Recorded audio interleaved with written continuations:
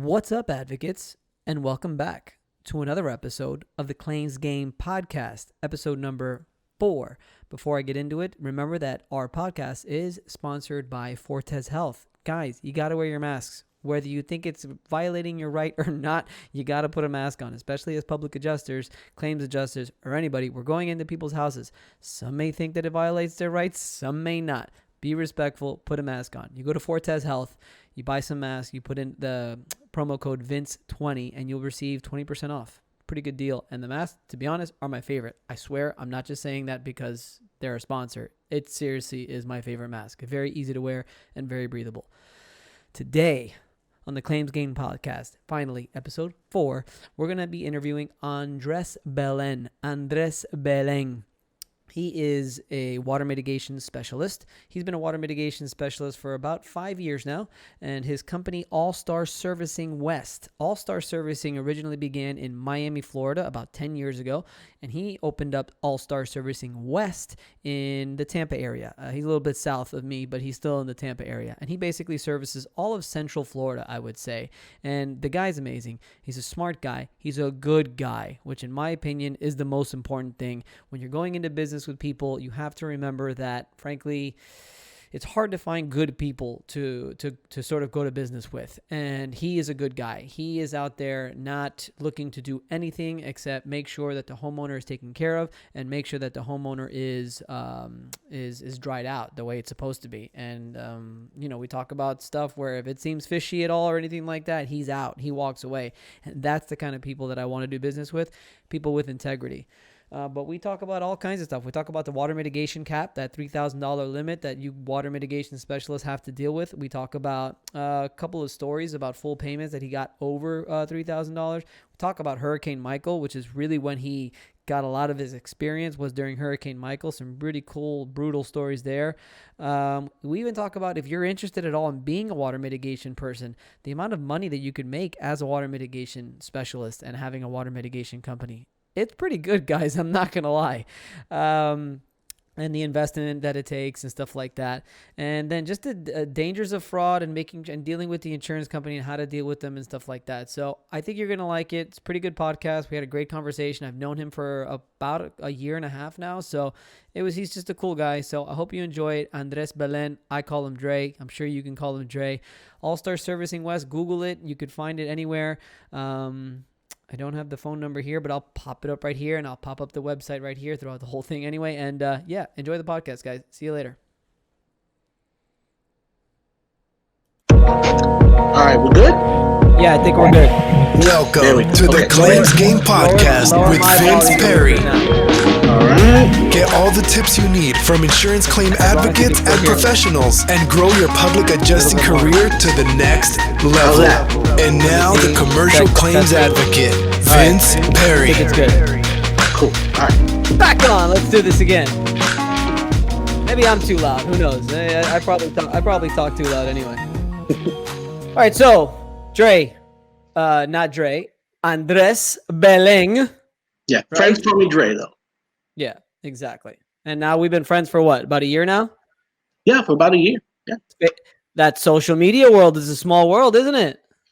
Very small world. I remember when right after I came back from Panama City, and people in the industry know type of devastation that was up there. It was up there for about 8 months, and once I came back down, and I knew I was going to stay, that was the first thing I started doing. Getting on social media, trying to contact with a lot of people, and almost immediately when I sent you a message, you automatically responded, and that's all she wrote. And then got at a bar, had a drink, and became good friends ever since. Definitely. Funny how things come around. But that's good. That's good something to touch on just for other people, whether you're water mitigation, public adjuster, or any kind of business person. It's just the importance of really getting yourself out there. Yeah, absolutely. Networking is second to none. I mean, it's very difficult, especially when it comes to marketing, things like that. Especially for my business. Half of people don't even understand what mitigation means. So just getting in the door, I can't say mitigation because they're telling me, well, what the fuck is mitigation? And that's an hour conversation right there. So Yeah, it is very difficult. That's why I found it very resourceful to contact with public adjusters and working alongside with them, because a lot of people tend to know what public adjusters do for the most part. You'll be surprised. Yeah, I know a lot of people don't even understand that term, but at least it's a little bit easier when I come in and talk about mitigation. Yeah, and building relationships, probably, right? To me, that's the most important thing, is building good, strong, positive relationships with people where you could go out and have a drink with them and, and still do business with each other. Absolutely. Like I said, this business, unlike other businesses, it all relies on networking. It all relies who you gel with, who you could work with. Because when it's all said and done, your name is on that claim right next to theirs. So it's imperative you know who you're working with. Yeah, it's super important, especially, we have to make sure that we document everything the correct way, present it to the insurance company the direct way so that there's no questions asked and everything is just sort of good to go. Yeah, absolutely. I mean, devil's in the details. I mean, thank God my wife handles all that. But yes, and every job you're talking about, easy, 100 to 150 photos, documentation is the key. And usually, if you dot all the I's, cross all the T's, I really had very few opposition from insurance companies when it comes to payment. Well, tell me about that. Your role as a water mitigation expert when you walk into a house and a loss has occurred. What's sort of the things that go in your head? Let's just say, I guess, to be more specific, we'll do like just a water damage, kitchen pipe leak. Yeah, well, first thing we do, we go ahead and we assess the damage. We take a look at it because by policy, it's for emergency services. So we have to go take a look at everything, see where the damage is, seeing if it's something that wasn't pre-existing, because that's another thing. It's called emergency water service. It's not 6 months ago service. So right. we have to go and we have to assess the damage, make sure it is what it is, because a lot of clients they just don't understand. They just say they have damage, but if it has to be the right damage, because when it's all said and done, we're abiding by the policy that they signed for. They just never decided to read those 80 pages, but luckily we do. So we gotta stay within the rules. Once we see that, if we see if it's an easy repair, like a P-trap or braided lines, we'll go ahead and take care of that. If it happens to be the main lines, that's when we usually bring up a licensed plumber. And I will stress that licensed plumbers. Don't use some guy on the side or what have you, because the insurance companies will not accept that. So it has to be licensed plumbers, especially when it comes to the actual hard lines going into the kitchen. Absolutely. The other stuff, handyman's not a problem, because that's something that anyone can take care of. So that's not an issue. Yeah, small repairs and stuff like that, no big deal. But yes. Yeah, when it comes to when you're having to break ground floor, you're having to remove all kinds of supply lines, especially where you just got active water moving around. You have to know how to turn the water off. I mean, you have to know how to sod. You have to know how to really put those pipes together and stuff like that. Yeah, that takes a licensed plumber. And you're right. It's better to present to the insurance company somebody licensed than some Joe Blow on the street. Yeah, because what we're doing is emergency repair. We're not doing permanent repair. So anything you touch, that's one thing you will stress to the client. If it's not your regular handyman stuff, you're telling them you're doing a temporary fix. If it's really bad, you could do something temporary and then have a plumber come afterwards. But you're there to stop further damage, which is the whole point of mitigation. So I want to make it clear. So you're okay with doing that for other water mitigation guys out here just starting out or whatever. You're okay with going in there, doing a temporary minor repair, as long as obviously you're doing your job in emergency services so that the damage doesn't get worse. Homeowners don't know how to do that shit anyway. Yeah, no, absolutely. Neither do public adjusters. Yeah, we're there to stop further damage. We're actually helping the insurance company by stopping the loss, because the more continued loss, the more they have to pay, and we all know they don't like paying. So we're actually doing them a favor. Gotcha. And how do you know? Obviously, you're going to know if you could establish exactly where the loss is occurring, you know exactly what to repair if you're able to repair it, or if you need a plumber. How do you know exactly how many machines? What are the kind of machines that you use? How do you know exactly how many machines to use? How are you able to determine all that stuff so that you could present an honest and fair estimate to the insurance company, where that they're not going to be like, well, I don't think you needed that, and I don't think you needed this, and stuff like? How do you determine all that stuff? Well, One of the things, a part of mitigation is even though there's no prerequisite for being licensed, as far as water mitigation is concerned, um, it does help. I'm fully licensed, IIRC trained, which therefore there's a certain specs per square footage, which we use the machines for the drying process, and we explain everything to the client, even though it's a little Japanese to them. We just want them to feel rest assured that we're not coming in to rip their whole house apart and throw machines everywhere, and they don't understand. So, for instance, your standard kitchen, which is about 8 by 11, per spec, you would use an industrial humidifier. You would also use some air movers, and you'd also use a HEPA scrubber. So it could remove all the contaminants from the air, and it could also dry all the contaminated areas. Most of the time, when you have damage in the kitchen, it's usually moisture in the cabinets. If there's hardwood floors or laminate that got damaged as well, laminate's a little bit difficult to salvage. But if it's hardwood, there's a chance that you could salvage the hardwood floors without having to do any like removal and stuff like that. I mean, it'll be a part of the claim regardless, but to a client, and they have this big hole in their floor and they have to wait 3 to 6 months, it could be very nerve-wracking. So we try our best to accommodate them, but yet still get the drying process done so we could avoid mold. Do you do anything like to try to help with the hardwood floors? Anything like invasive that you do, like as far as not removing, but do you try to like stick anything inside, drill any kind of holes, or to like dry it from the inside out? Or is that something that you just have to let go for a little while, let the insurance company see it, let them pay for it, and then they replace it? It's a sum of all those situations. Sometimes you could do heat induction. Sometimes if the moisture is not that grave, we could do spot drying. If it's really, really bad and it's like considerable damage that's involved and we have no choice but to remove it, we will remove it. Sometimes it's to the client's benefit and the adjuster's benefit that the damage stays there as long as it's dry. So then when they come and do the inspection, it's overwhelming. We've had some instances before that even though we took hundreds of pictures showing them the damage, we had a lot of field adjusters question, oh, well, why did you rip it out? And this and that, and da. So sometimes we'll leave it there so there's no possible disagreement. I mean, it's right in their face.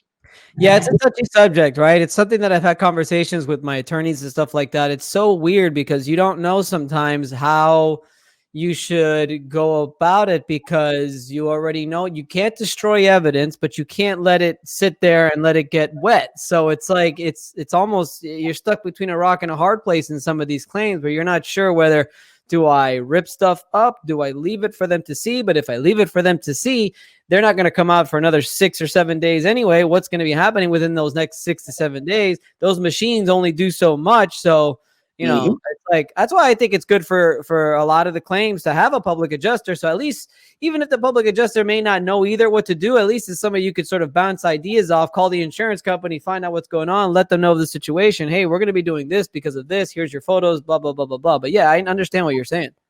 Yeah, I mean, I know there a lot of mitigation companies will try and handle it themselves by going directly to the insurance company without even filing a claim. Well, it is a claim, but to me, it really doesn't benefit the client because all they're going to do is pay for my services. Meanwhile, they still have damage. And then if their own insurance guys come over, they're going to look at the damage and not assess it properly, underpay them. So then they're paying out of pocket, which the whole point of the policy is that you have to return it back to its original state. Well, the only way that can be done is that if it's paid properly. So I always try and really work alongside adjusters because when it's all said and done, it's all about the client. I mean, the client is the one that has to get full restitution. Right. And I think this is a subject that I told you beforehand I wanted to get into, which is I think a lot of people are going to be wondering is like, how have these limits and small law changes in the law, how have they affected you in regards to $3,000 water mitigation limits and just different things where it just sort of ties your hands a little bit more than it used to be? How has that affected you? Yeah, the reasoning for the cap is before the cap was established, I guess insurance companies felt that the mitigation companies were going way too far. Or they were charging way over what they felt was acceptable. So I guess it went through legislation. They agreed it'd be a $3,000 cap. If you see that your job is going to go over, you would need permission from the insurance company, which I would say 8 out of 10 they'll tell you no, which defeats the purpose because okay, I'm not going to be able to dry it out thoroughly, and by the time you guys come here, we're going to have mold, and you're going to have even more problems. So yeah, it is quite hindering. And when you have to constantly call back for more approval and more approval, it's all about dollars and cents. So most of the time, if you tell them, well, I need to do more and it might be an extra 3, then they want to hassle you for another week. Oh, no, it shouldn't cost that much. And meanwhile, it's like, okay, now we got mold. So now what? Now it's going to cost you even more. So it's kind of a double-edged sword. I try and do my best at times, even if I know my prices will go over, depending on the situation, especially with the clients. I mean, little old ladies, they're my Achilles heel. I'll do so much shit for free, it's ridiculous, because I'm like, this poor lady got all this damage. She's trying to use her sink in her kitchen and what have you, and it just breaks my heart. So there's a lot of times I let a lot go just for the client's sake. You are. That's why I like you. You're a big softie. No, but I've seen you, though. We've worked a number of claims together where you have gone above and beyond that 3K limit and have been able to settle for more. Yeah, some insurance companies. Well, I mean, it all depends. I mean, you'll get some adjusters. You'll Citizens. Get Citizens. That's the one, right?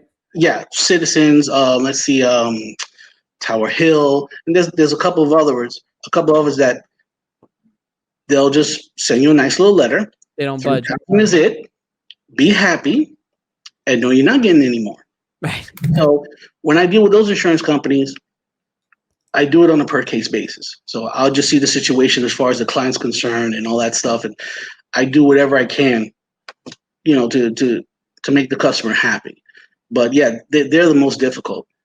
Some insurance companies don't even question it. They just say, okay, as long as I provide the proper documentation and I can prove beyond a shadow of a doubt, plus all my licensings help as well. I'm fully trained, insured, all that good stuff. So they're like, even when they do try and challenge me, I'm like, okay, you have no idea what's going on, but let me enlighten you. And usually by the time I'm done, they're like, okay, fine, and no pay. So can you give me an example of a story like that? Oh boy. Okay. As a matter of fact, one we had recently too. That I know there was one that you were just like, yeah, because I know Gloria went back and forth with them, and they were able to. I don't know. You tell me though. Yeah. As a matter of fact, I think the claim was the one we had on the beach. Mm-hmm. I believe. What was that client's name? You don't have to say the client's name. Well, it was the one on Reddington Beach, if I'm not mistaken. That one. They were questioning the extent of damage and what we had to do to dry it out. They felt that it was only concentrated in one area, which in fact it was widespread. And they said that it was almost impossible that it originated from where it was to where it ended. And my wife, kept going back and forth with them. It's like, look, this is the damage that we found. And yes, it did come from this area. And it did spread to that area, whether you want to believe it or not. But with all of our documentation, we were able to prove that, yes, it did. And, they went back and forth, and we were able to come to a settlement at least, which benefited everybody. So it was above the 3K cap? Yeah, we were able to get, I believe our overall invoice was about probably 6. I was able to get at least 5. So it wasn't bad. And sometimes they denied that claim too, didn't they? Yes. Yeah, I remember. They denied that, which just the fact that they paid me lets you know they're accepting something. I mean, they're paying something. I mean, if they denied it, that means I shouldn't have got paid as well. So why'd you pay me? You paid me to do what? Well, I mean, I had a guy explain to me recently where it's like, look, you did your job. You went out there to do what you had to do. You did your measurements. You did your moisture detector. You saw water. You did what you had to do. Like whether, the damage has been there for a long time or it was caused by this or that, you did what you had to do. So you should be paid. So I have noticed that there are times where that does happen, where water mitigation gets covered, that gets paid, and the claim gets denied. It doesn't happen very often, but it does happen. Yeah, I find it weird because, I mean, maybe there's some loophole that they could use to play that game, but I mean, just common sense. You approve for me to do this because this damage happened, but yet you're not claiming the damage. So what did I do? Well, I already told you they got a long ass email from me explaining how the hell are you going to pay water mitigation and not pay these clients to do the work that they need to do? Yeah, it's like if I just showed up there for the hell of it. Hey, you mind if I throw these machines out here? Exactly, right? I was there for a reason, you know? Right. So it seems like you've been doing pretty good with that. I know, one thing I love working with you is because you've got a really solid operation. I know that you guys are originally from this company started in Miami, right? 10 years ago? Yes. As a matter of fact, I guess the home office is in Miami. And once I retired from AT&T about 5 years ago, 25 years was enough for me. So I said, look, guys, I'm out of here. And I was trying to figure out what to do. The first 3 months was okay, but the walls were closing in. So I said, all right, I got to do something. It has to be something outside. I can't work inside. So to make a long story short, my nephew in Miami is doing the exact same business. And as I started to learn, he started telling me things. I said, oh, that sounds pretty interesting. I'm out there providing a service that customers need, and I'm able to help them in dire situations, which was my whole career. I mean, I was first responder for AT&T for almost half of my career, for about 15 years. So whenever hurricanes touched down, we were the first ones on the scene, helping clients, trying to get their communications back so they could talk to their loved ones and stuff like that. So this kind of fell right into what I was normally doing, coming in, leaving customers with a smile on their face. Oh my God, can you help me? Yes, I can. So it's been proven to be great for me. And now, since I moved up here in the Tampa area, we were able to do a franchise. So now I take care of all the West Coast, and that location down there, they handle all of Miami because Miami is a totally different universe on its own. So I think you guys are able to get more often than not on the claims that we've worked together. I'm pretty sure I've seen you get more than a 3K cap. And I think the reason is because you and your wife have a really solid team. I mean, your wife is out there hounding those insurance companies, man. She is following up with them like on a weekly basis or every other day and getting all the documentation, bothering me and calling me, Vince, I need the claim number. Vince, I need this. I got to make sure I get it for her so that you guys, because you guys have a certain time limit that you have to submit all your stuff, right? Yeah, from when the machines are picked up 3 days later, we have a 72-hour window in order to present our invoice, all of our paperwork and everything. If it's 1 hour past, they have the right to just go, no. Right. Flat out. So you don't want that. We have a system now that we make sure that no matter what, it's done in a real timely manner. And my wife has over 30 years in working in administrative capacity. So, paper and all that organization, office organization, that's nothing there. She does it like nothing. So what she does comes naturally to her. I wouldn't have a goddamn clue. Let's make this clear, everybody. I'm the monkey with the hammer, and she handles all the good stuff. All right? Just make that clear. So she does a good job at it too, because she's a little bit like of my style, where she's just super nice with them, and she tries to get along with them and get what she wants. And okay, we'll take your $6,000. Yeah, sure. Okay, we'll take your $9,000. Yeah, we'll take that. No problem. That's okay. $3,000 cap. What is that? I don't know what that is. Yeah. She's good at that stuff. It's amazing how a lot of these in-house adjusters, they have no clue what we do out here. Right. I'm amazed that they have no idea what we do out here.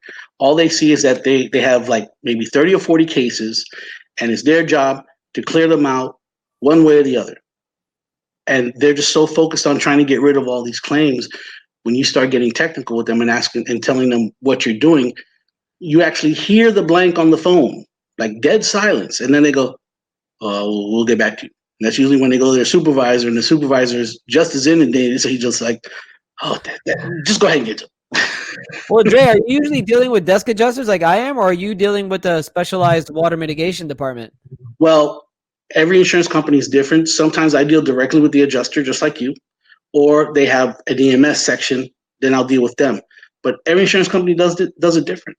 So it all depends. Once we contact them, then they'll tell us, oh, okay, you could deal with me direct, or oh no, we have an EMS section. Then they forward us over to them. Usually the EMS are a lot easier than the adjusters because they know what we're doing. A little bit, right?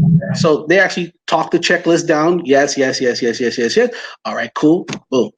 Is the adjusters because they have no idea what we're doing. Yeah. No clue at all. Yeah. And it's sad. Every now and then we'll come across a real experienced one, and the conversation will be short and brief. They're like, I looked at everything. I saw your photos. You know what? No problem. But then you got the ones that want to ask questions and nitpick. It's like, okay, I know what you're really doing. Let's talk turkey. How much? And then that it goes away just like that. Exactly. Tell me about, I know you got you were thrown into the deep end in a way. Well, no, you said you started about, 4 or 5 years ago, but I know 3 years ago or like about 2 years ago, you had to hit the road. Did you work Irma too?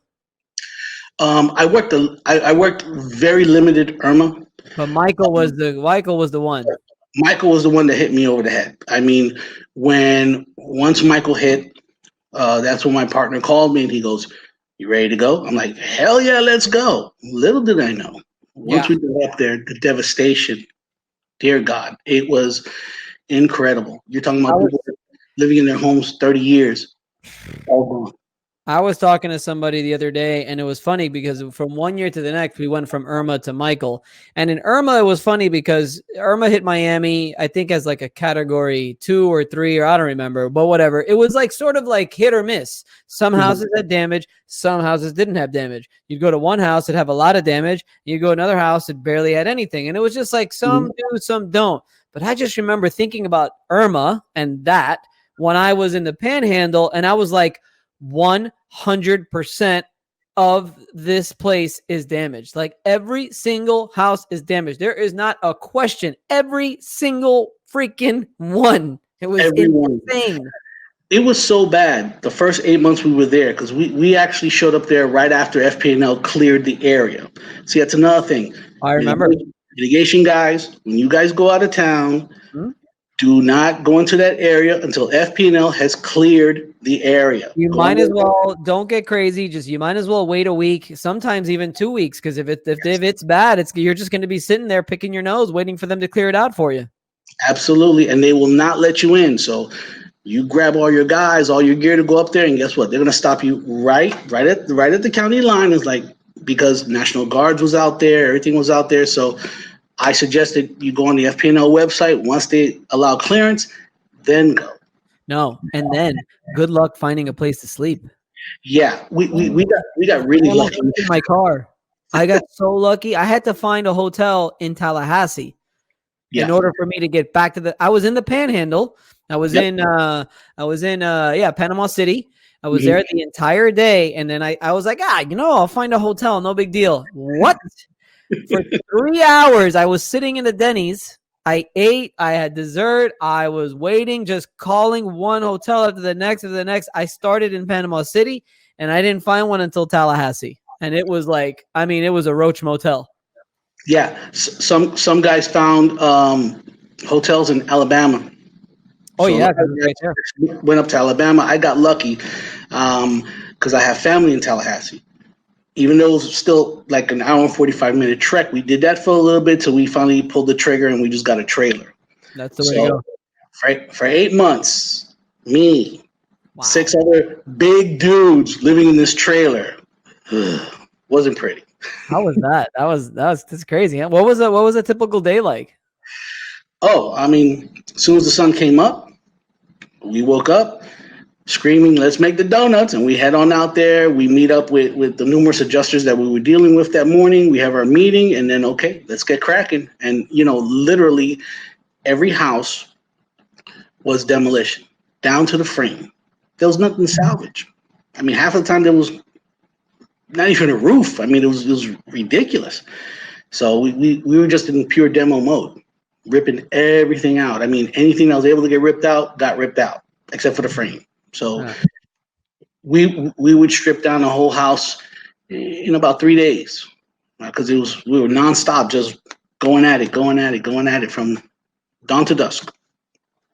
Yeah, it was sad. I remember I went over there, and my intention, I went and I went to the local hardware store here in Tampa. Tampa was fine, so we weren't missing anything. And I went and I probably bought about 12 to 15 tarps. I bought a ton of packets of water bottles. And you were in there doing real good work because you're salvaging their house as best as you can. Me, I just felt it was weird, man, because I went there so soon after that. For me to go and say, hey, I'm sorry about your house, sign my contract so I could represent you, it just didn't feel right. So I went over there. I was like, I'm going to go over there just with the intentions to help. And I did. I got rid of all my tarps in 2 days. And I helped put those suckers up there, which weren't easy. It's not easy. I'm a public adjust. Look, I'm wearing a collared shirt. I'm not supposed to be doing that stuff. You know what I mean? So I was up on those roofs putting tarps up, man. I was helping people salvage their home as well. And I was doing it all, technically for free just because I felt so bad for those people. In all honesty, that's what separates you from the rest, because some of them, while these clients are still trying to figure out where all their stuff is, they're like, sign this contract while you're at it. It's like, no, you got to give them some humanity. You have to, so soon after an event like that, you have to be. Yeah, I mean, no, you have to understand that they went through the most traumatic thing in their life. These are memories. I mean, I've been in homes where kids' photos. I mean, it was an older woman with the husband. So you're talking about at least 2 or 3 generations lived in that house. So you can imagine all the memories, everything, kids' toys, grand, all of it gone. All of it, anything salvaged, mold from the door to the back. So everything had to go. She actually left. She goes, you tell me how long it's going to take for you to gut this house out. I think she went to Alabama. She goes, I'm going to Alabama with family. You let me know when it's done, because I cannot see you guys take this out. I can't, because it was killing her. It was killing her. And the stories, I'm sure you heard them every single day in, day out. The story of the actual night of the event. I mean, it was some scary shit. One story they told me, I could never picture it out of my mind, or I could never get it out of my mind. We were working on the house. The neighbors came. Oh, can you sign us up? Da, da, da. We're like, sure. We actually have a public adjuster that we deal with. So we called him up. While he was on his way, she told us that the other neighbor down the block, they said that they were looking for their 82-year-old father. He was missing since the storm. House, the roof ripped up. Everything was ripped up. He was nowhere to be found.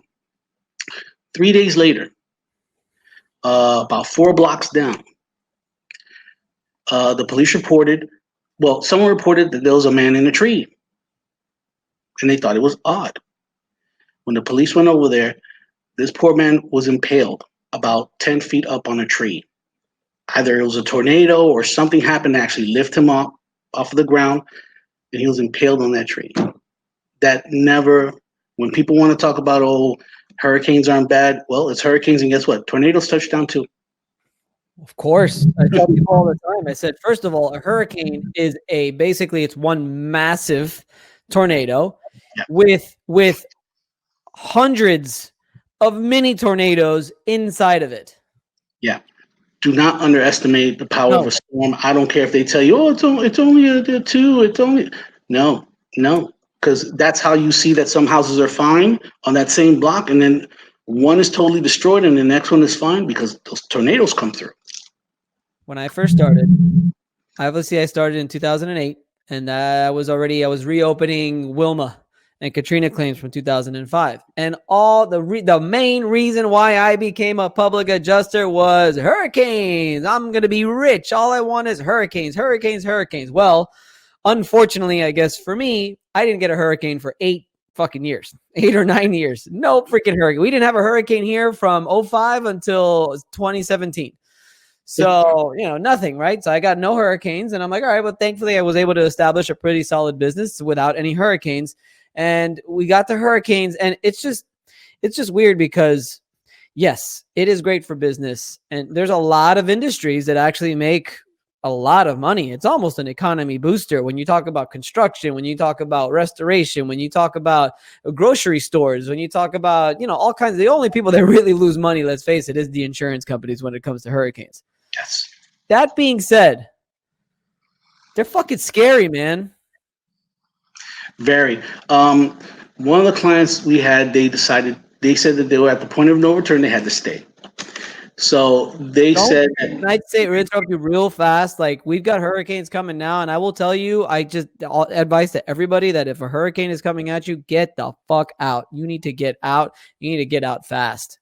Yeah, if you have the opportunity to leave, by all means leave. We had one client, and she told us a real scary story that her and her husband decided to ride it out because they couldn't leave. They said the storm was coming and it was too late. And they literally went from room to room as sections of their roof was ripped. So they were in the kitchen. So when the roof ripped up from the kitchen, okay, let's go to the bedroom. They went to the bedroom. Oh, let's go to the bathroom. They literally went to every room until their second bathroom was the only part of the roof that was still standing. And I'm like, how did you guys survive that craziness? And of course, the husband, in true fashion, he goes, Jack Daniels, baby. Yeah, right, exactly. So, hey, I'm like, hey. And yes, only that little section up there was left. Of everything else was gone. Everything was gone. Do you remember just the site of Panama City? Like, you remember how just it looked? It's just crazy. And when's the last time you went back there? Because I went back there a few months ago, and it still looks bad. I haven't been back since, but my nephew from time to time, he had people working up there, and he'll post a picture or two, and yeah, I mean, the palm trees are still all bended on the highway and stuff like that. And if anyone in Florida knows, palm trees are damn near indestructible. And for them to be permanently bent, like literally almost like at a 90-degree, the winds were severe. The other thing about Michael was I think it went very underreported. I feel like that was like the same year, either the same year or the year after was the hurricane in Puerto Rico. And you remember everybody was up in arms because that hurricane flattened Puerto Rico. But I remember saying while I was in the Panhandle that this was just as bad. Absolutely. Not to mention code enforcement over there was very lax. You had very, very old homes, extremely old homes, historical homes from the 1800s. So, we had a lot of clients that their homes were part of the historical society there. And I mean, just totally destroyed. So yeah, unfortunately, it wouldn't have taken much to knock them down. Right. Yeah, that's what I remember too. Yeah, it was brutal. But we got these two storms now. Have you seen it now? We've got one that might be hitting Texas and one that might be hitting us. Yeah, I saw that, and as usual, it's a bit morbid for our first responder guys because this is how it used to be in AT&T, and a lot of people didn't understand it. But whenever hurricanes were coming, as far as us as a group, we would get all excited. We're all like, "Oh shit, it's coming!" And it wasn't for like, "Yeah, here comes the destruction." It's like, no, if it does, we're ready to help. So, a lot of people don't understand that logic that we're actually like cheering for it, but they don't understand when you're in that position that you feel that there's no hope. And what are you going to do for someone like me to come and just do one small thing makes a big difference. Then someone else will come, give them a little bit more. Someone else will give them water. Someone else will give them this, give them that, so they can get back to normal. I remember helping out. Okay, I'm going to be honest. I really wanted to sign the claim. I really, really wanted it. It was a church, all right, a massive church that was just totally just half of it was just gone. Bricks, literally just a pile of bricks. And I really wanted that claim. I went inside and there was like water damage everywhere. And I'm just like, wow, this is serious. So the head pastor was there. I talked to him real quick, let him know how I could help and stuff. Claims process. He's like, okay, that's okay. I'll get back to you. Well, I think it was either while I was there or the next day, they were doing a whole food drive and they were going to be giving away food for everyone. And I spent the entire day there. I'd say a good 6 hours I was there just packing up, unpacking all the food, unpacking all the water, bum, bum, bum. And then when it was time, there was a line to like the end of God knows where of people just needing food. And we were just We literally were making plates of food so that they could have dinner. And we were making, those styrofoam things that close. We were giving those out. And then for some people, we're giving out a box of them, just prepared meals for that day so that they could eat. It was crazy. I didn't sign the claim though. Yeah, but you know how karma is. You always wind up doing bigger and better things. I mean, look what you're doing now. Yeah, I know. We'll see what happens. What I also wanted to get into, unless you got something more to say about Michael, because that was quite the experience, I think, for a lot of people. Mold. Yes. I know you are newly certified. Yes, newly certified in mold assessment and mold remediation. Congratulations. Thank you. I've been begging you to get that for a year now. Yes. Yeah. No. It's a lot more technical, and you have to make sure that you're extremely thorough. Mold is nothing to play around with, especially for people that are that have really bad allergies. They're allergic to a lot of things and stuff like that. People that have respiratory problems, which is really prevalent down here. Older people, things like that. So yeah, well, mold is definitely a concern. Absolutely. How do you handle a situation where I don't know how you want to answer this, but how do you handle a situation when you're just like not sure? Like, all right, what am I doing here? Am I doing water mitigation? Am I doing a mold test? How does it work also? Because it does confuse me a little bit. I don't know if there's a way that you could help clarify. Can you do the mitigation when you do the mold test? Like, how does that work? Yeah, I mean, usually it starts with a visual inspection. We're trained to see certain things that can possibly be mold, because we can't say it's mold right off the way unless we test it. That's another big problem that a lot of these assessors and remediators do. They'll just walk into a house, and if they see something, they just go, "Oh, you got mold." You can't do that. You have to say it appears to be mold until it's clinically tested. You cannot say what it is. I mean, a lot of guys want to seal the deal and make sure they get the contract signed by saying, "Oh, it's mold, you should be in fear," and when it's not necessarily so. So you have to be very, very careful. Your license is on the line.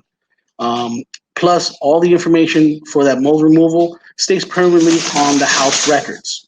So it goes to the state, and if that house gets sold, it's going to show at a point in time that there was mold in the house.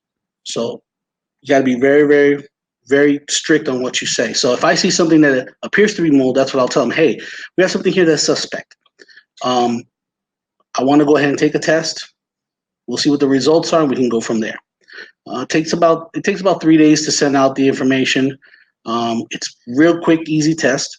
Once we send it, we get the results. Based on the results, that's when we could tell them, okay, we could handle this as a mold remediation, which means we'll have to do a containment. We'll have to put on the suits and the gloves and the whole thing, rip everything out, use negative air pressure to get all that bad stuff out of there. If it comes up negative and it's just like hard water stains and stuff like that, then we'll treat it as water mitigation, where we just cut it out and then dry. Because mold and water damage, same thing. It's water. So, we could either handle it one way, which is very clinical, or we could just handle it like water damage. But it all depends if it's tested. So it has to be tested first before you go any further, because the insurance companies will not entertain it if you just go, "Well, it looked like it." No, gotta have proof. So is that what you're doing? If you're suspecting mold at all, it's the first thing to do? It's just Yes, absolutely. how long does it take for you to get that back, the results?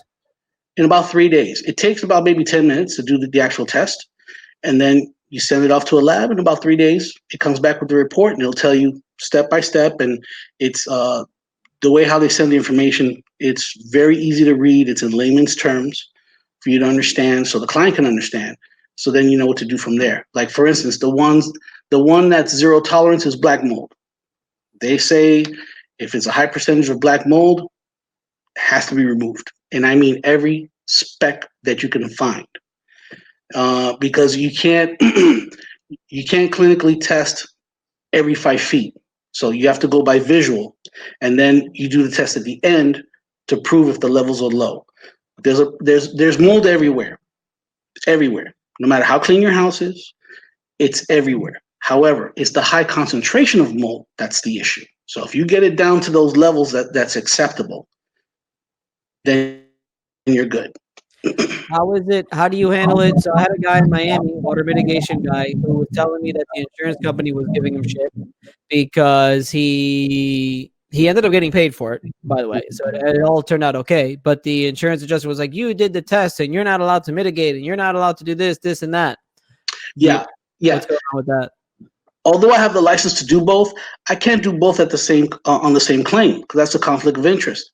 Because I could easily say, "Oh yeah, there's mold there because I'm going to do the remediation. So you need an outside party. So you should always work in groups of 2. So again, work with an assessor or a remediator that you feel comfortable with that's going to do the job properly, and that's how they have the checks and balances. You do them both yourself, the insurance company's not going to even entertain it because you're like, yeah, it's in your best interest that it clears. How do we know for sure if it cleared? Right. So you could have them both, but you can't do them both on the same claim. Yeah, any water mitigation people out there who listen to this podcast, it's vital for you to build a good, strong relationship with a mold assessor, with somebody, because I mean that's going to be referrals to each other back and forth nonstop. Absolutely. So some of these assessors, all they want to do is testing. That's it. I know one that I was going to interview, and I still might interview. He's here out in Tampa, which I don't know if you'd want me to introduce you to him. All he does is mold. That's all he wants to do. He wants nothing to do with anything else. No, which is a great business itself. Let me tell you. I mean, you could do 4 or 5 tests a day easily with no problem. And once the report comes in, here's your report. They'll add their input onto it. Defining terminology that's on there and all that good stuff. They give them a full lengthy report to the client. Here you go. Pay me. Have a nice day. Which that's a great business in itself. I mean, that's one thing clients know. Mold is bad. Yeah. Hands down. There's no way around it. I'm afraid to even say it around clients sometimes because I'm afraid how they're going to react. They freak out. Yeah, they do freak out, and it's the easiest to advertise if you're doing strictly mold, because everybody knows what that means. And there's some people that will call you for the most minimalist of things, but you're like, no, I'll go ahead and test it, whether it's positive or negative. I'm going to get paid, so if it makes your mind at ease knowing that that's not mold, I'm more than happy to help you out with it. But no, I want to meet as many people as possible. What a lot of people don't understand about our industry, there's a lot of industries that they're all cutthroat and I can't let you know this person or that person because that's going to put me at a disadvantage. That doesn't exist in our business. Our business is the people we know, and if we can get along with them. I can't stress that enough. There is no such thing as competition. There's millions of homes out there, and even the big boys can't get them all. And it's not what you know. Sometimes it's who you know. Absolutely. I mean, this business is networking. I mean, yes, social media is important, but a big component is actually going out there, shaking hands, seeing people face to face, and getting that common bond. Because again, you're married to that. You're married to that claim. Anything that happens to that claim, whatever happens to the adjuster, happens to you, the mold guy, everybody that's involved, the roofer, everybody. You're gonna go down with that ship. So it's very important that you know who you're dealing with. No, yeah, and I mean, exactly. We're presenting these cases to the insurance company, and they're asking a lot of questions, and you need to make sure that everybody's sort of on the same page. Because if not, if you're dealing with somebody you can't trust, it's going to be I don't know. That's just not going to say what needs to be said. It's just not going to go well. Yeah, it's not going to go well. Or if they cut corners or things like that. Exactly. That's what I meant. It's going to hurt the client, and it's going to hurt your reputation. Because a lot of times when you go and you represent the claim, a lot of these clients think that we work for you. So it all falls on you. It's in their eyes. So if it doesn't go right, or I wind up doing something that was shady and it compromised the claim, then they don't know who I am. They think I'm a worker. Oh no, that was Vince. That was Vince. So it's very, very important who you're dealing with. Absolutely. Yeah, no, that's for sure. I mean, you have to build good, strong relationships with people. There was something I was going to, you and I talk about all the time, where I like how you mentioned that. You mentioned how at the end of the day, we're looking out, we don't want to hurt the client. Yes. We hurt the client, we hurt ourselves in so many ways, because if the client doesn't get paid, we don't get paid. If the client's not happy, we're not going to get referrals. Like there's so many ways that people need to understand that. We love hurricanes because we make money, and we love claims because we make money. But every single claim that you walk into, if your best interest is in the client, chances are it's going to turn out okay. And I know we've had that conversation a lot. No, absolutely. It's like I always say, if you go to a restaurant and you love the food, you love everything about it, yeah, you'll tell one or two people. But if it's horrible, you'll pull people off the street and tell them how horrible that goddamn place is and never eat there again. You've told me that before. So that's why you got to treat every customer as if it's your last customer. I agree. And that's why we get along. Yeah. How about those roofs and stuff like that? I know you've tarped a couple houses for me. Oh yeah. I mean, tarping is single story tarps. Those second stories is a little iffy for me, but and those first story roofs I could knock out all day. I mean, again, these clients are having these leaks. They don't know where the hell they're coming from, and they just know it's getting worse and worse and worse. So we'll come in and we'll put tarps up. I actually like doing tarps, to be honest with you. You make your son do all the work. Let's face it. Well, I am hands-on. I hold the ladder. Make sure it's not shaky or anything like that. No, man, I'm not gonna lie. If your son was on here right now, I would tell him you were up there with him on that last claim we had. You guys were up there for like an hour and a half, just like bam, bam with the nail gun, pop, pop, pop, pop, all over. That was a big one. Yeah, we make sure that because see, it's another thing. A lot of mitigators don't know how to properly anchor a tarp. Some of them will try and use long, torque screws and things like that, which is going to cause more damage onto the roof, which is going to make more problems for you. So what we use the small little orange tap-ins, and we just put them every 6 inches all the way around the border. Then when after they do the inspection, when the inspection comes, we'll lift it up.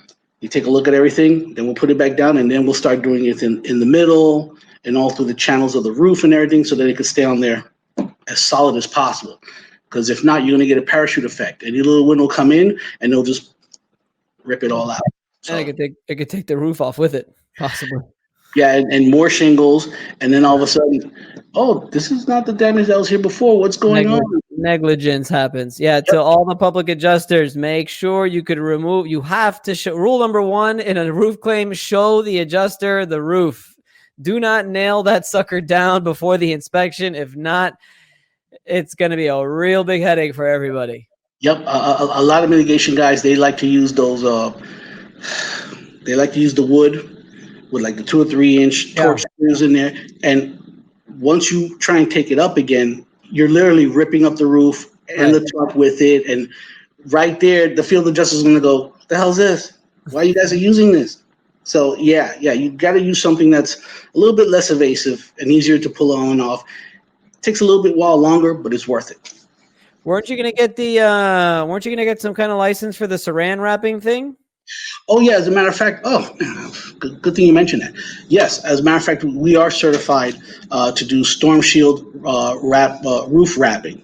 Those things are badass. Yeah, it's kind of like how you'd wrap a car before roof.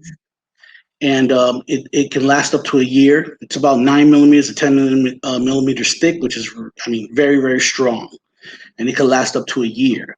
But that depends on the house. Not every insurance company would approve that because it needs prior approval. You just don't want to slap that sucker up there and then fight for it later. You don't want to do. I had one done in Miami, but it was perfect. There was, just so many bad leaks from Irma, like just terrible. We had the inspection. I think I even came in after. This is one I came in about almost a year after, and the leaks were still just terrible.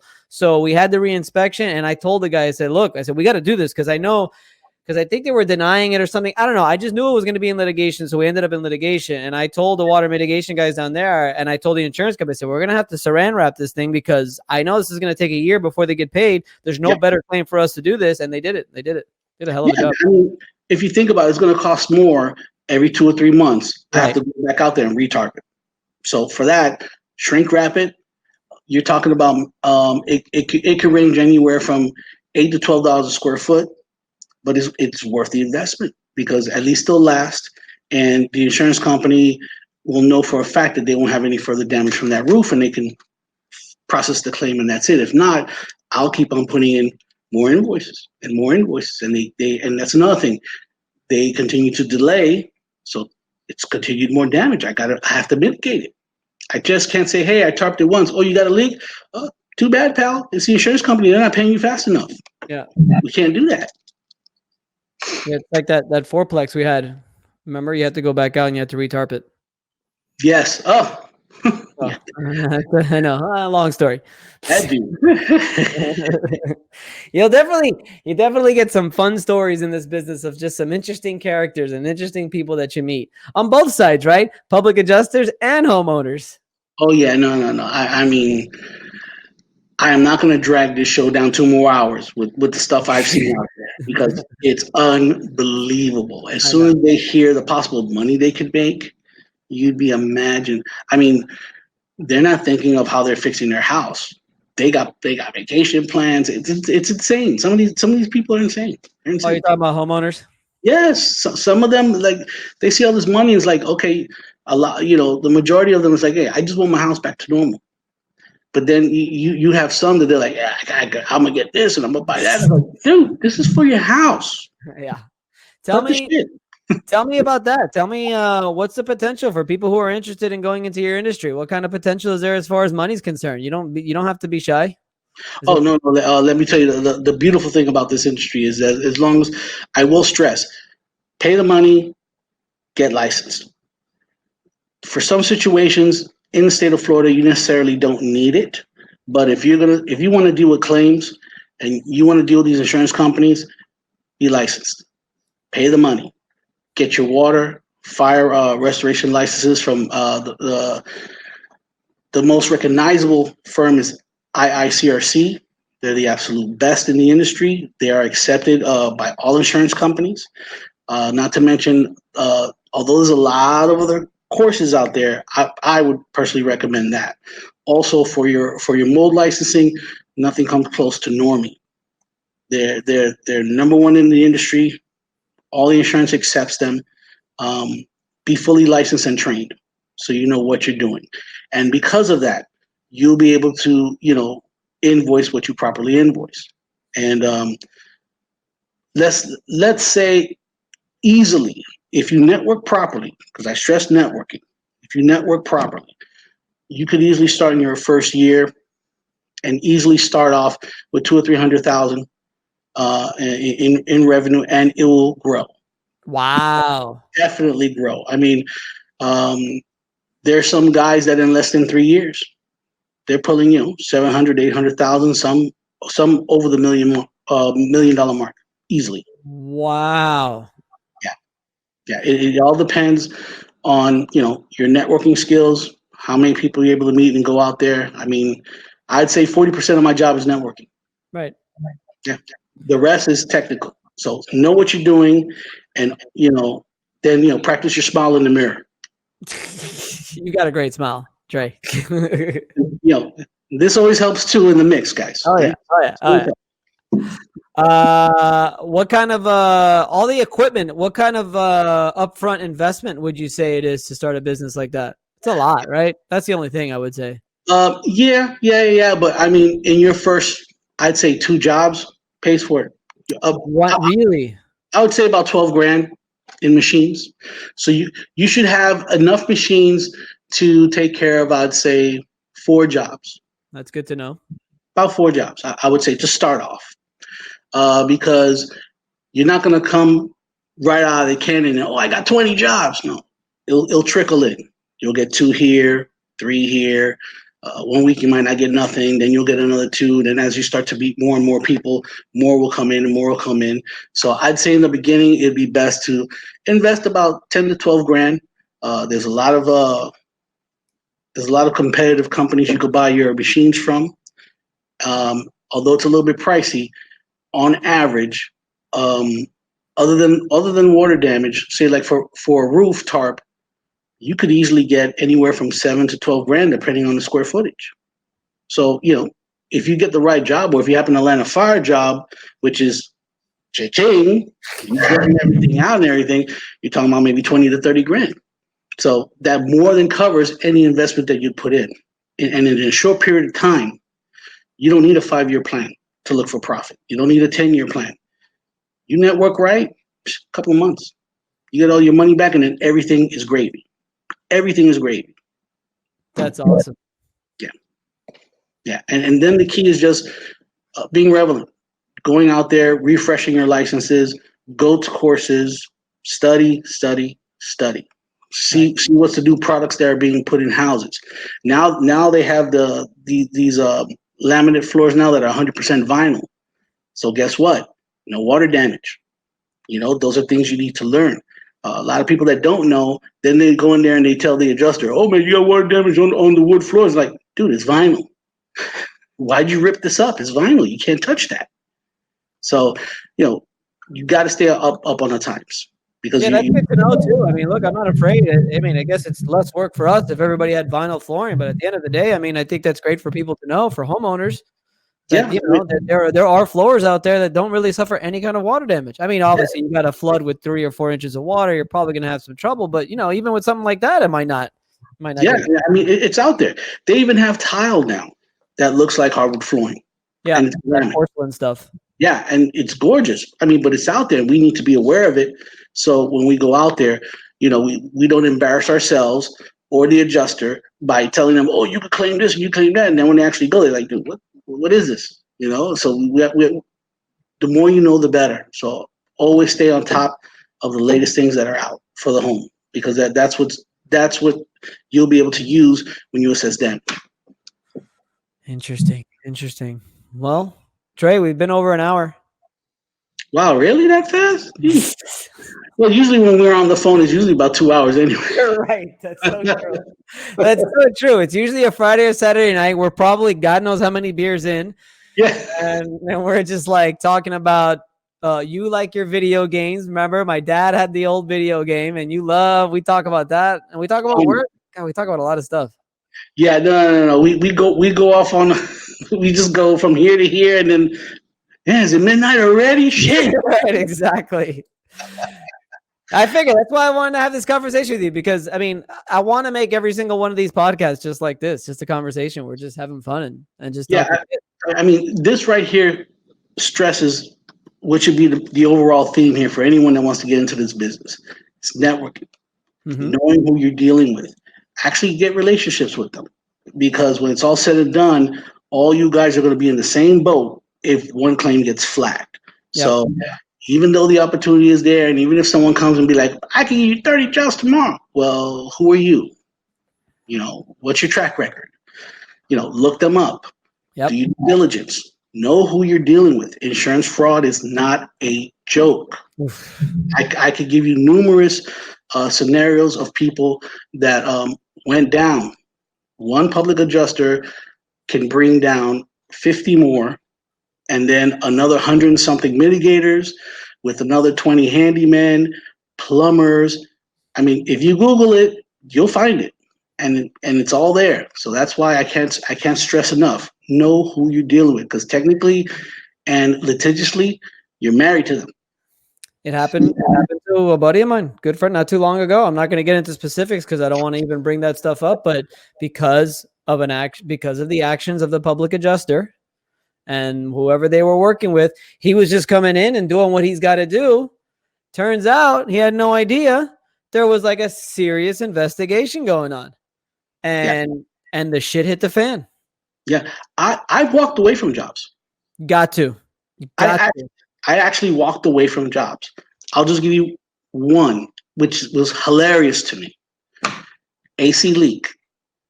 Okay. An AC leak when it freezes, especially for just a regular residential house, you're talking about what? Maybe a gallon or two of water, once it thaws out.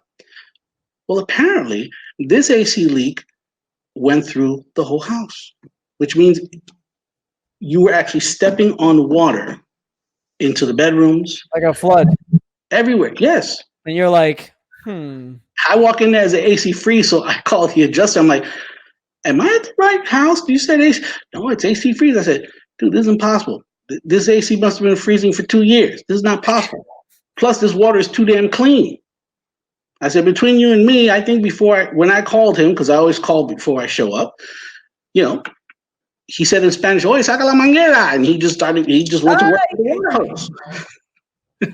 And when I saw that, I looked at him And I'm like, so you're telling me this is the AC leak? Oh, yeah. Yo, man, the AC water everywhere. And I'm like, okay, there's no hard lines going here. So I said, you know what? I don't think this is something that I can do. Oh, what do you mean? And I was like, you need to contact your adjuster. Yeah. And I didn't argue. I didn't want to get into any specifics with him or anything like that. I just quietly and I left. And I had a big conversation with the adjuster after that. And I said, dude, that's the most suspect thing I ever saw in my life. If I'm wrong later on, I was wrong, I'll be man enough to admit I was wrong. But my business is on the line if I co-sign this. So I'd rather walk away. It's not how you build a long-term business. It's people fly by night trying to get that quick money grab, and they're just desperate and looking for whatever they can. But like I tell all the adjusters that contact me on a daily basis, I'm just like, there's claims out there. We talked about that. There's plenty of claims for everyone too. You know, one thing I like about what I'm doing now is I'm actually communicating with public adjusters all over the country, and we all say the same thing. Most of the people that reach out to me are very serious about what they're doing, and if they're still listening now after an hour and whatever minutes, they're serious about what they want to do. Right. So, I tell them that there's claims. There's enough claims for all of us, all of us, and there always will be. No such thing as being cutthroat in this business, and no such thing as, oh, this is my territory, your territory. No, there isn't. Because when it's all said and done, you have to convince the customer to sign your contract. So you have to talk to them. They have to feel safe that you know what you're doing. You know, you have to build that confidence. You know, you just can't just run up in there and just start ripping things apart. Respect their home. You know how it is. I mean, you got claims where you got to rip stuff apart, and I even though I know it needs to be done, I feel terrible for doing it. Yeah. When I realize, or when I assess a situation, I see that I actually have to rip something out, especially when those little old ladies are looking at me with that face. I sit down with them for at least 20 minutes and be like, look, baby, it has to go. It's the little old ladies. That's your Achilles heel.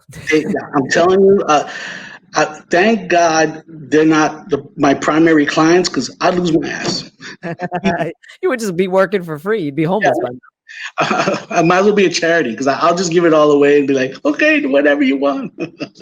That's hilarious.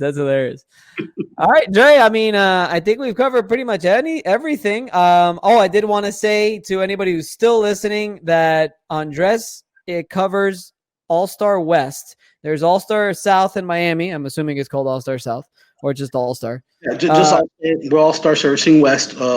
We service all the West Coast, from Naples all the way on up, Orlando, you name it, we go. Because I'm going to put here that people could fast forward to this part anyway. So Andres, he services everything in Central Florida, basically, right? Tampa, Orlando. I know you live like in the Palmetto area or something like that. But which for people in the area, I live right before the Sky Bridge, so they'll know exactly where it is in Manatee County. St. Petersburg, Clearwater. So anybody who's listening to this podcast, I'm telling you, you're getting top of the line work. I've been working with Dre now for over a year, and he's one of the best in the business, and just honest guy. He's not trying to screw anybody. He's not trying to screw the public adjuster, not the client, and not the insurance company either, frankly, because you understand that if you're going to be fair, if you treat the insurance company fair, they're going to treat you fair most of the time. Most of the time. You just got to make sure and document everything properly, and you can answer any question they throw at you. And if you could honestly answer every one, there's nothing left for them to argue about. Right. So yes. I welcome all public adjusters that if they're interested and they're working in the Central Florida area, please give me a call. Now, mind you, it will start with us having a face-to-face, and it has to be over a meal or some liquor. I'm sorry. Got to have it. It has to happen. Look, I never thought about it, but I remember you told me your reason behind doing it, and I thought it was interesting. Dre told me that when he first meets somebody, he likes to meet somebody in a very, I guess, social setting, as social as possible, to make them feel relaxed. Yes. And if you get some oddities or something that doesn't seem right when they're supposed to be feeling relaxed, then it might not be a person you want to work with. Yeah, I strongly feel that, when you see small things that are wrong, that means big things are wrong. Right. And again, in this business, when I do business with somebody, I'm stuck with them. It could be 6 months, 2 years, 3 years, 4 years. If the insurance company decides to file a lawsuit over a certain claim, guess what? They'll call you 3 years later. You totally forgot about it. You spent the money and all that good stuff. The client spent the money. Everybody's good. But then guess what? They serve you that little paper. You that shows the stand-up guy that you are. You have to go that route, man, because it's insurance is necessary. I mean, everybody needs it. So you just got to do what you got to do and follow the policy. It's all there in those 80 pages. It's all there. You just got to read it. I know it's a pain in the ass, but you got to read it. If not, that's what we're here for. We do know the policy. Vince does know the policy. Public adjusters know the policy, so they know how to correct these insurance companies when they want to conveniently tell you that damage is only $500 when it really should be 30 or 40. Right. Well, Dre, I want to thank you for coming on the podcast. Thank you for having me. I want to thank you for having such a great, strong relationship over the last year. I feel like we've known each other for years, even though it's only been about a year. Yeah. I definitely feel the same. Absolutely. Like I said, you are a stand-up guy. Thank you for coming on. And like I said, public adjusters, if you're in the Central Florida area, this is the man that you want to call. And I think that's all that I've got. Is there anything that you would like to add, sir? No, not at all. I think everything that needed to be covered was covered. Cool. Well, thanks again. And I'm going to end the broadcast. Don't go anywhere. All right.